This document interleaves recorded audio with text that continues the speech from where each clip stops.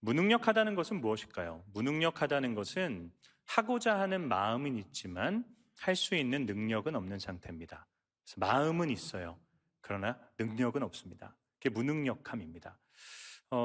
저는 이 무능력함을 생각할 때마다 제 첫째 아들이 아팠을 때가 생각이 납니다. 40도가 넘나드는 이 고열로 며칠을 이 어린아이가 고생을 했었는데 그때 참 이 아이에게 제가 해줄 수 있는 것이 없더라고요. 끙끙대고 있는 아이에게서 제가 느꼈던 감정은 와, 내가 대신 아팠으면 좋겠다라고 하는 마음이었습니다. 마음은 굴뚝 같았는데 제가 그 아이 대신 아플 수도 없더라고요. 철저하게 무능력함을 경험했습니다.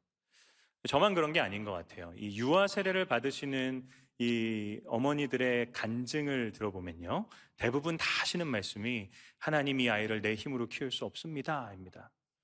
근데 어린아이들만 그런가요? 제가 청소년부를 담당할 때 수많은 중고등부 학생들을 키우는 부모님들이 저에게 와서요, 목사님, 참 애가 제 마음대로 안 됩니다. 참 힘듭니다. 애들 때문에 괴로워하고 무능력해지는 것을 참 많이 경험했습니다. 어쩌보면 하나님께서 이 결혼 생활을 통해서 또는 이 자녀를 통해서 저와 여러분에게 우리가 참 무능력한 존재다라고 하는 것을 깨닫게 해주시는 것 같다 싶은 생각을 해보게 됩니다. 제가 왜 이 무능력함에 대해서 말씀드리면서 오늘 설교를 시작하냐면요, 여러분, 오늘 본문에 등장하는 예수님의 모습이 어떤가요? 너무나도 무능력해 보이지 않으십니까? 오늘 본문은 예수님께서 이 겟세마네 동산에서 기도를 하시고 난 후에 일어난 사건을 그리고 있습니다. 사건의 내용은 간단합니다. 배신자였던 가룟 유다가 병사들을 이끌고 예수님을 붙잡기 위해 예수님이 기도하시던 장소로 찾아옵니다. 그리고 예수님께서는요, 그들에 의해서 무능력하게 포박당해서 끌려가십니다. 이게 오늘 본문의 내용의 다입니다.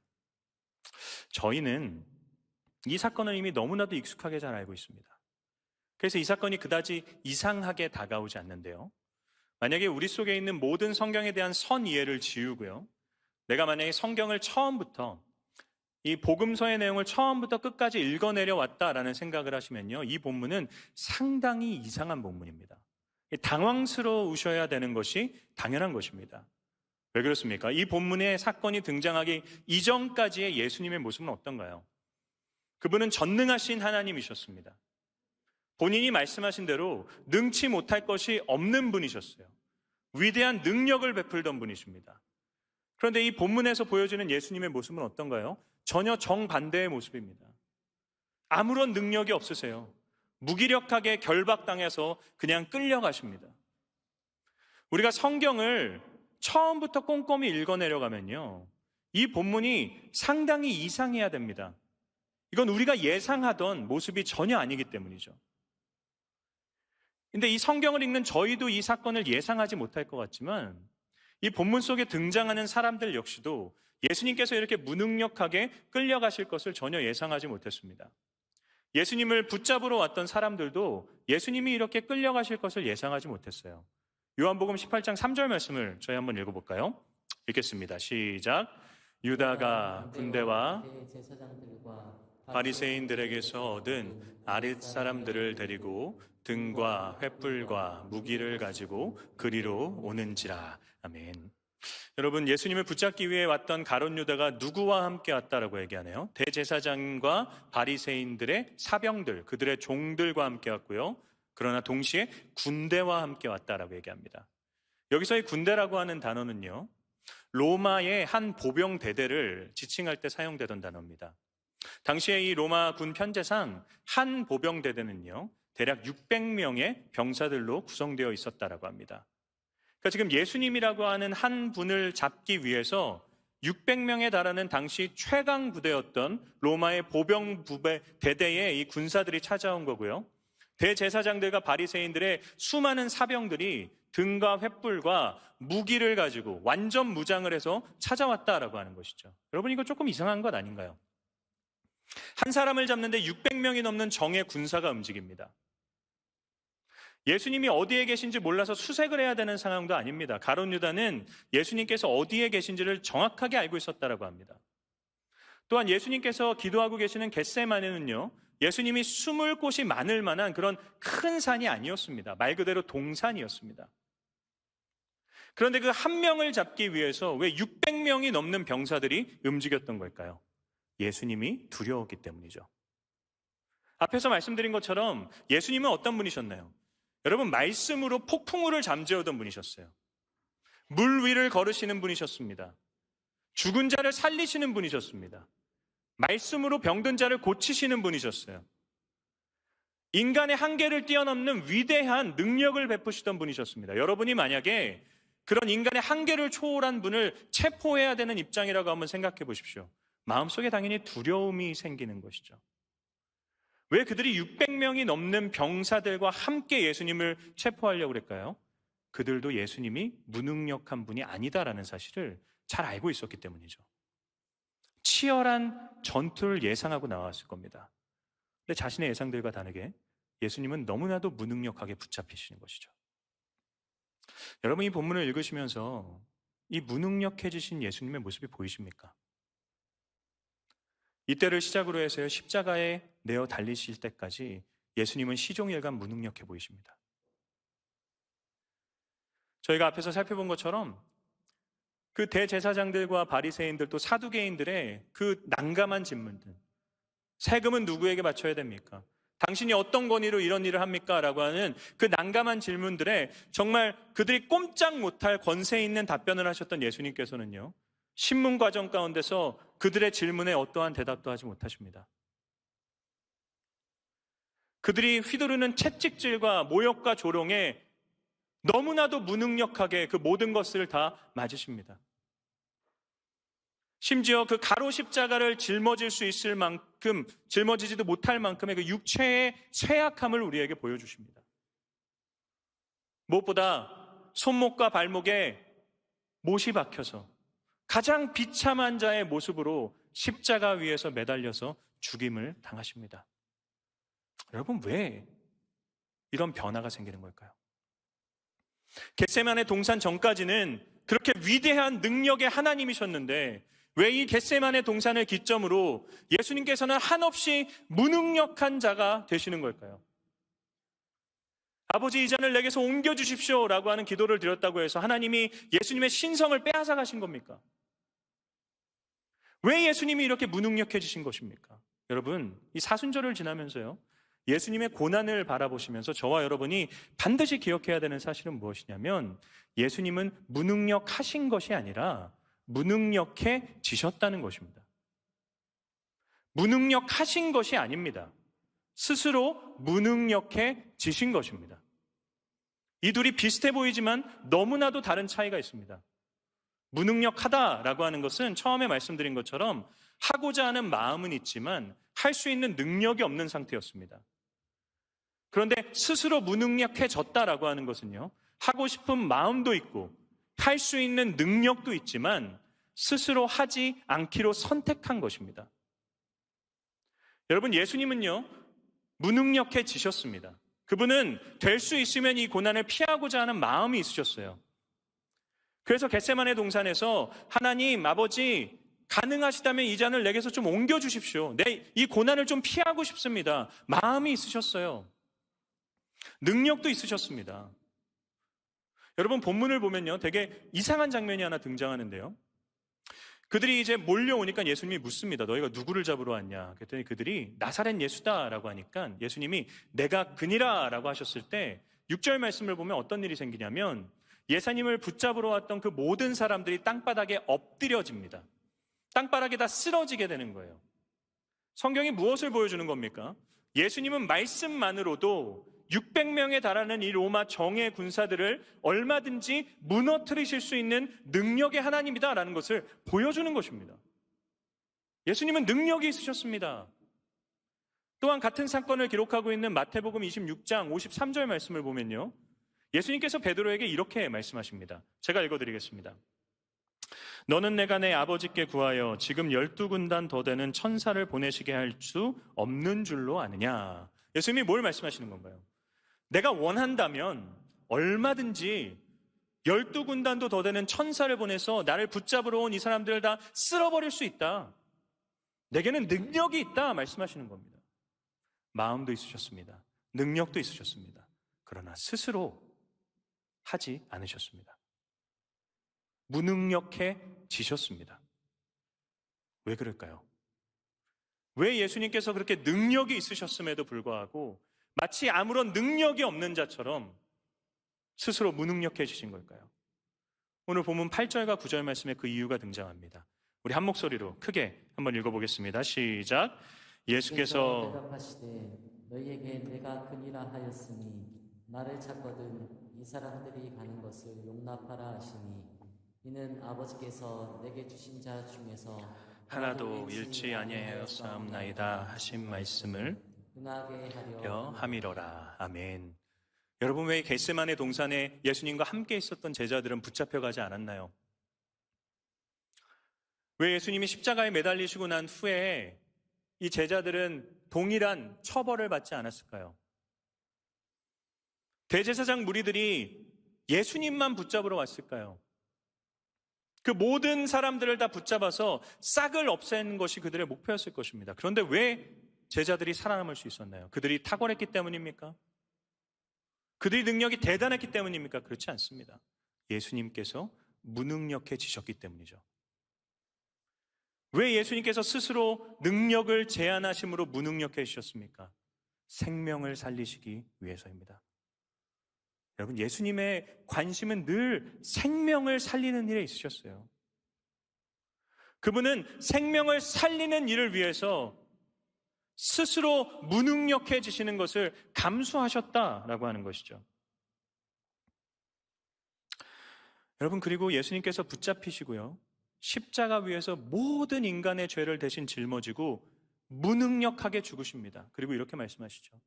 다 이루었다. 이게 무엇을 의미하는 것입니까?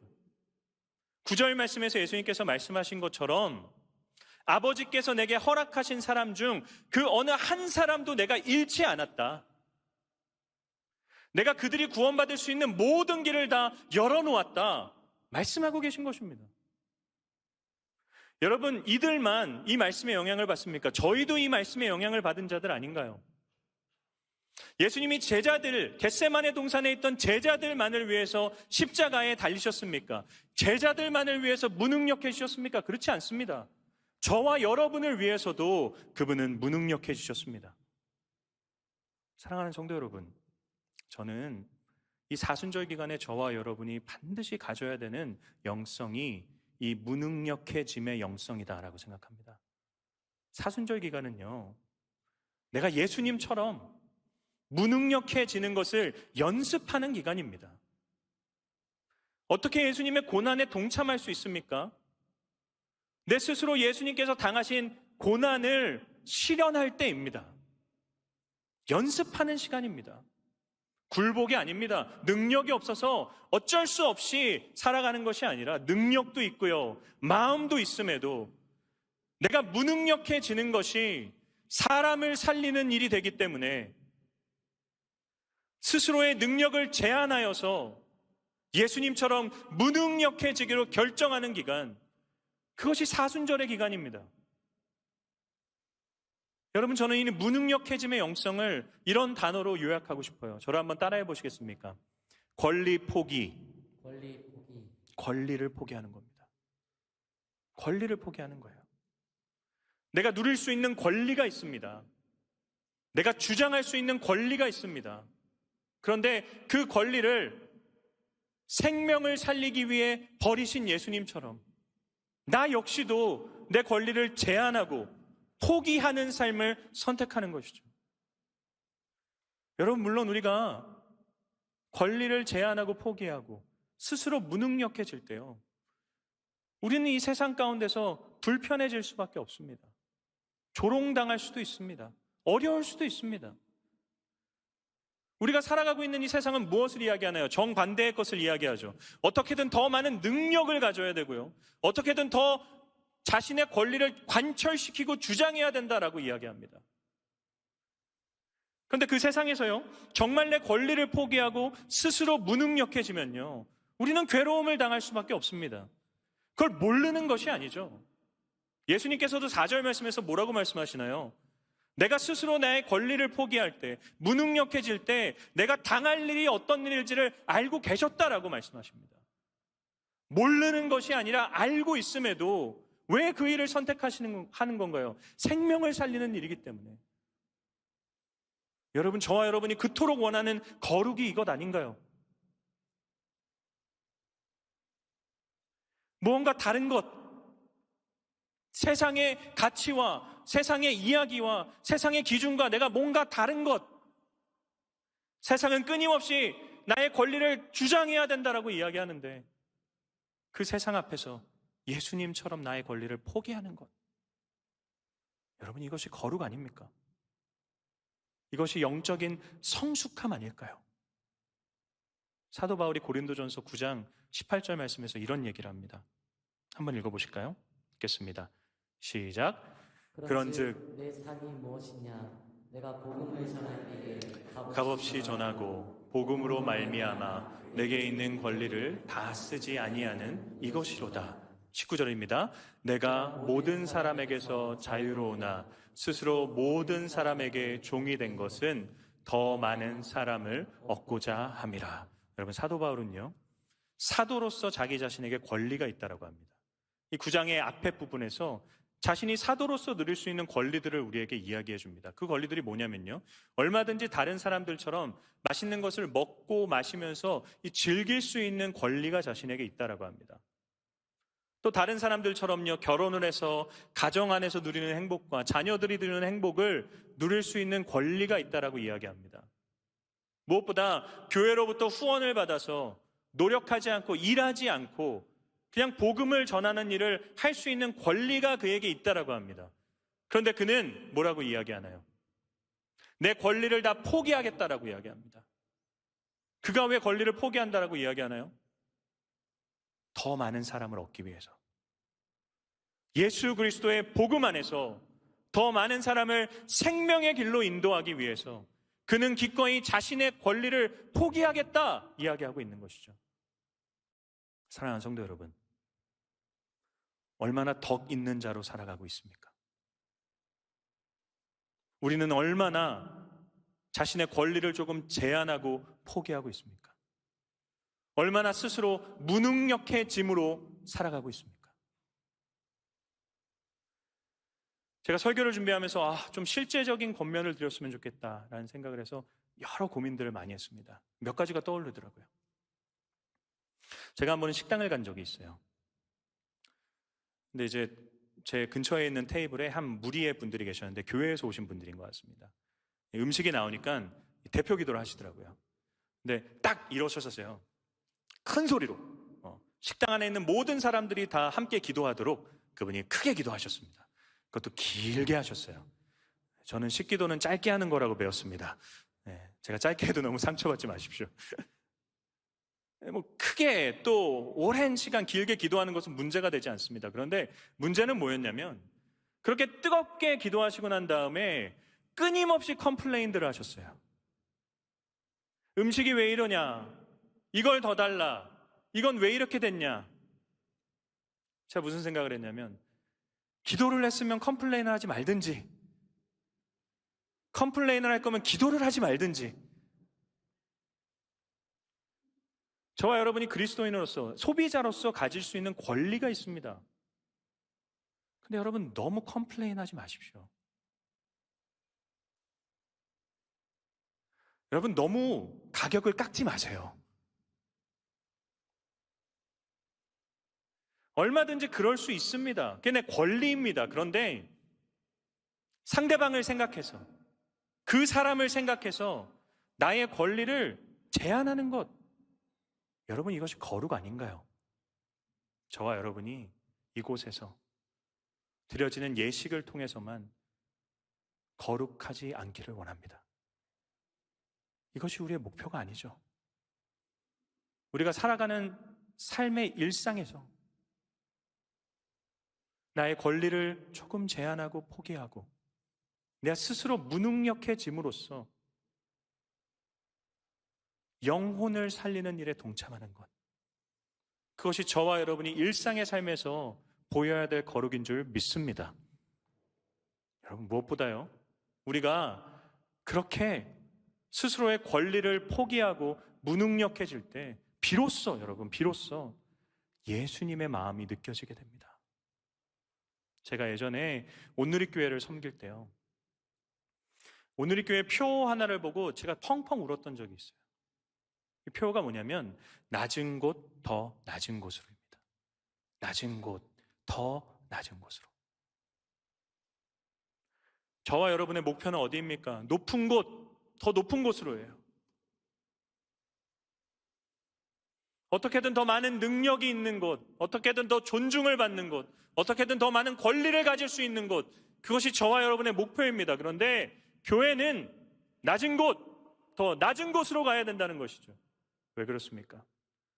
그 낮은 곳에 예수님이 계시기 때문이에요. 낮은 곳에 예수님이 계십니다, 여러분. 빌립보서 2장 6절 말씀을 보면요, 예수님이 하나님으로서의 권리가 있으셨는데 그 권리를 포기하세요.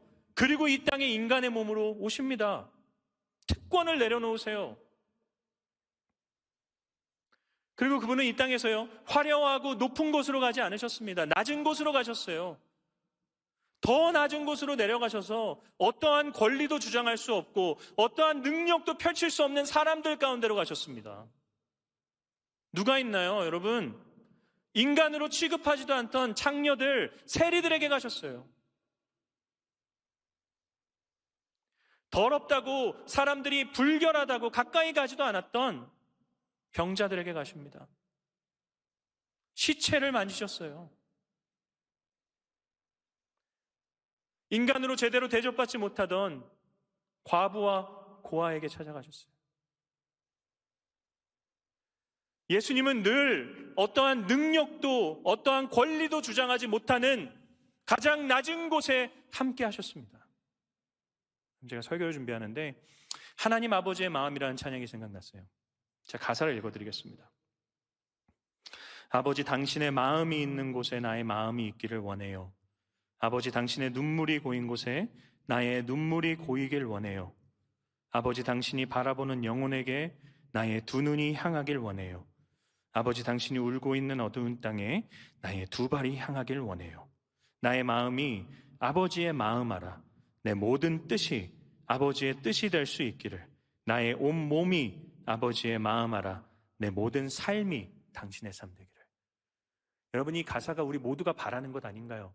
내 마음이, 내 뜻이, 내 모든 삶이 아버지와 같아지기를. 근데 이게 어떻게 가능한가요? 권리를 포기할 때, 스스로 무능력해질 때. 사랑하는 여러분, 어디를 목표로 살아가고 계십니까? 무엇을 목표로 삼고 계십니까? 더 높은 곳, 더 위대해지는 것, 더 능력의 자리, 더 권리를 펼칠 수 있는 곳이 우리의 목표라면요, 여러분, 우리는 그곳에서 예수님을 발견하지 못합니다. 저는 교회가 부흥해야 된다는 것을 믿는 사람입니다. 양적으로 수적으로 부흥해야 돼요. 근데 그것이 목표가 될 수는 없습니다. 더 위대해지고요, 더 대단해지고, 이 대구 지역에서 범옥의 가장 큰 교회, 그것이 목표가 될 수는 없습니다. 가장 낮은 곳, 가장 연약한 자들이 있는 곳, 어떠한 권리도 어떠한 능력도 펼칠 수 없는 자들 가운데 함께 소통하는 곳, 교회. 낮은 곳을 목표로 향해 갈 때 부흥은 하나님께서 주시는 결과라고 믿습니다. 사랑하는 성도 여러분, 목표가 재종되시기를 주님의 이름으로 축원합니다.